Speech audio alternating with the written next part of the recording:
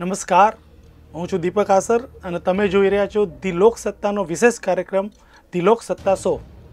પુલવામા એટેકના બદલામાં ભારતે કરેલી એર સ્ટ્રાઇક પછી પાકિસ્તાનમાં સતત ગભરાટ ફેલાઈ રહ્યો છે। વારંવાર ઘૂંટણિયા ટેક્યા પછી પણ ભારતે મચક ન આપતા પાકિસ્તાનમાં થતી નાની હરકત માટે પણ પાક મીડિયામાં તરત જ ભારતનું નામ ઉછાળવામાં આવે છે।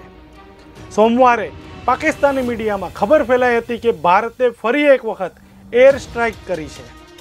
મંગળવારે પાકિસ્તાને ફરી એવો દાવો કર્યો હતો કે ઇન્ડિયન નેવીએ પાકિસ્તાનની સીમામાં ઘૂસવાની કોશિશ કરી છે। પાકિસ્તાનના લીડિંગ અખબાર ડોનમાં ખબર છપાઈ હતી કે પાકિસ્તાનની નેવીએ દાવો કર્યો છે કે પાકની સીમામાં ઘૂસી રહેલી ભારતીય નેવીની સબમરીનને રોકવામાં આવી છે। પાકિસ્તાનની નેવીએ આ દાવા સાથે એક વિડીયો પણ જાહેર કર્યો હતો। આ વિડીયોમાં એક સબમરીનનો ઉપરનો હિસ્સો દેખાય છે। આ વિડીયો ભારતીય સબમરીનનો છે અને તે સમુદ્રી સીમા પાર કરવાની કોશિશ કરી રહી હતી ત્યારે રોકવામાં આવી હોવાનો પાક નેવીએ દાવો કર્યો છે। સામા છેડે ભારતે પાકિસ્તાનના આ દાવાને ફગાવી દીધો છે અને કહ્યું છે કે સબમરીનનો પાકિસ્તાને જાહેર કરેલો આ વિડીયો 2016નો છે। ખરેખર તો સોમવારે રાજસ્થાનની બોર્ડર નજીક પાકિસ્તાનનું ડ્રોન જાસૂસી કરી રહ્યું હતું।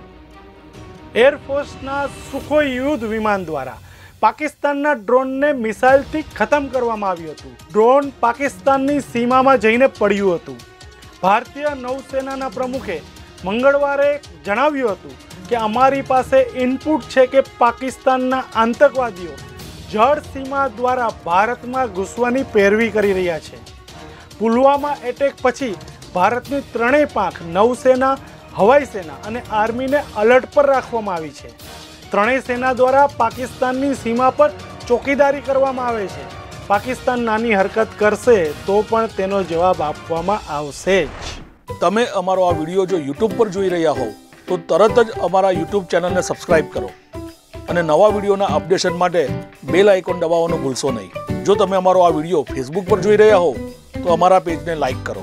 વધુ અપડેટ માટે theloksutta.com ની વિઝિટ કરવાનું ભૂલશો નહીં।